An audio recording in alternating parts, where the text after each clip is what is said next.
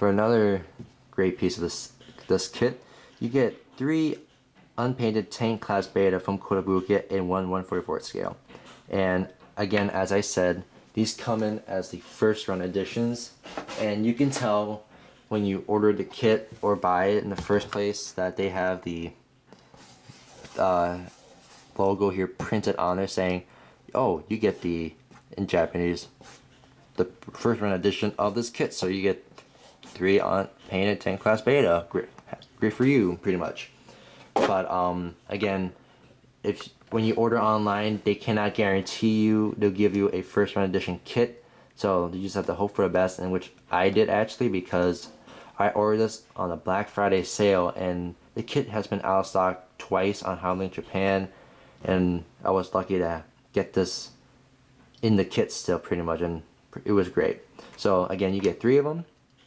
They have no articulation in the arms, unlike the non-scale ones that come with the deluxe editions of the Takemikaze and the Shiranui second. But again, very, very detailed, and if you're lucky enough, you can actually build an army of these and do a good diorama of the tank class beta. But again, they come unpainted, but they should be easy to paint, as just paint the teeth, they're white, some of the eyes and dots on here black, and some black panel lining, so it can make some parts of this pop out. So again, 3 tank class beta, scary betas of the first run editions. So not all kits in the Muv-Luv 1/44 scales get a tank class. Some of the newer ones has been getting the laser class. So if you're lucky enough, you probably get a beta in it, or on like the non-scales, you can get a display stand and special weapons.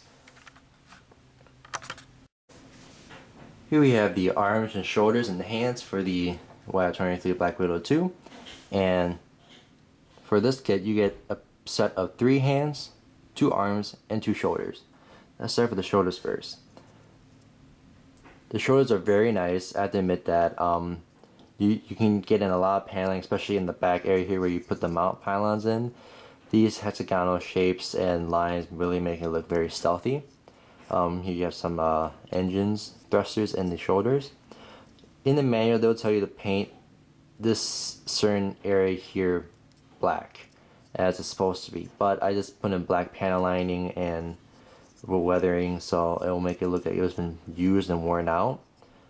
But again, it looks pretty good without the black, I say so myself. For articulation, you have the joint here to swing the arms in and out and let it rotate under, and you have the ball joint here to connect to the torso, and that's pretty much the detail and articulation from there. And also the greens on the shoulders, you visibly see on the shoulders, are actual green plastic pieces. And the other shoulder has a 01 painted on there for you by Kotobukiya, because they don't give you any stickers for it, they just paint it on for you. So if you're hoping to customize a PAV2, the second prototype, well, you probably had to get rid, you have to get rid of the 01 so you can put the 02 in that spot. Then we have 2 arms. You have a connector that can connect to the shoulders here. Then you have very nice hexagonal detailing and very vivid lines. Then on this arm you get the YF-23 with a line going down, but the other arm doesn't. So again, if you want to paint a YF-23 kit to make it look like the second prototype unit, you again probably have to remove this or somehow cover it so you don't mess this up. And for green pieces, you get the green there and there in the forearm, but the green, tiny green there and there had to be painted on.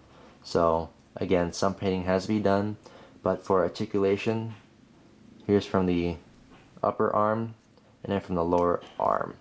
So not a full 180 either, about 150 I would say, so like the legs. But again, that's pretty good articulation for a Muv-Luv kit I have seen in 1/44 scale. Then for the hands, they're on a, you can pop them off with a peg, but when you peg them in, they can move that far in and that far out. So that's very good articulation, and you can rotate it under. Then for the hands, you get one hand for, you get actually two hands for weapon holding, and pretty much what you can do is that just slide the sword in if you want to use the melee halberds, or for the assault cannons you gotta remove the main pistol grip and put the pistol grip in first from under, and then put the cannon from above. So you get two hands, one for each arm. Then for your third hand, you get a splay hand. So a big example would be is putting one assault cannon on this arm and then putting the splay hand on that one. So this hand will look like it's holding the actual assault cannon, which is pretty cool. So these are the shoulders, arms, and hands of the YF-23 Black Widow 2. Here we have the chest and the head of the 1/44 scale Black Widow 2. And let's get started with the articulations first. For this lower abs and torso here, it can move that far forward and that far back. Then for connection with the waist, it says it has a ball joint, so it can also articulate this thing even more, going up and down, side to side. For these shoulder connections, both of them, they can move in that much, and then they can move back that much. So again, good articulation there. So you want to swing the shoulders forward, you can swing them forward or swing them back. For the neck, you can move the head that much forward, but then you can move it that far back. For the head articulation, they can, it's on a ball joint, so you can go side to side, they can go up, go down, turn the head around, but you can't do a 360 because of these protrusions on the sides of the chest that prevents it from pivoting its head around. Now for the things that Kotobukiya does for you when you buy the kit, and the things you have to do yourself.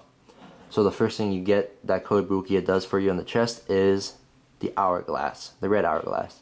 They paint that on for you pretty much.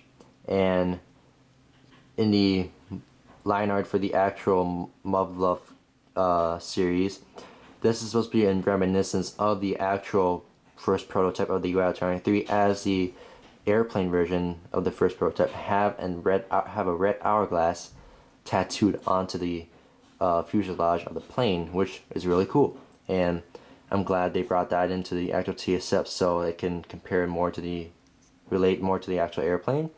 Then in the head here, the two lines of the eyes are painted on for you as well by Kotobukiya.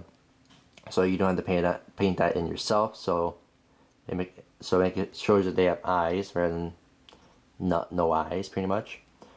But then here's the things you have to do yourself. Of course, panel lining. I did the panel lining myself. But for the large chest cameras here, the black around originally was green.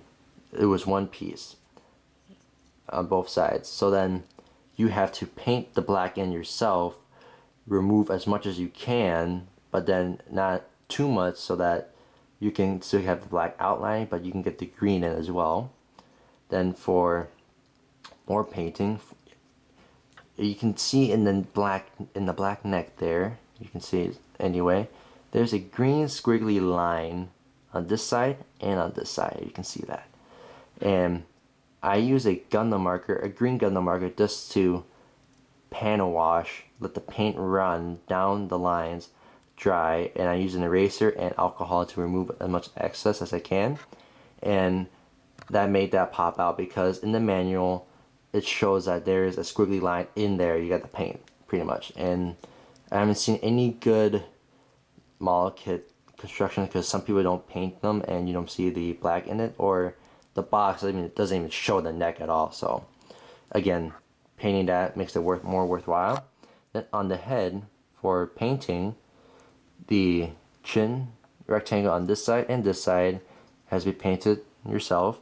Then on the head, they have the 2 diamonds on each side, so you get 4 total. And again, you have to paint that in yourself because they don't paint it for you. And again, when I painted it myself, it made everything more worthwhile and pop in the head. You look at it from a side angle or when it has its head turned, pretty cool. So there we have the chest and the head. Thanks again for watching, everybody, as we wrap up this video of the parts review for the Black Widow 2 from the Muv-Luv series from Kotobukiya. And again, for the next review, we're going over the actual TSF all put together, the articulation, even weaponize it and show off its beastly skills with this melee halberds it has here and these cell cannons.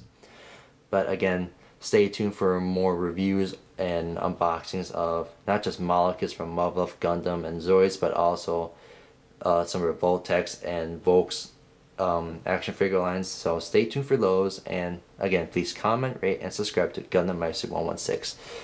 Have a great day.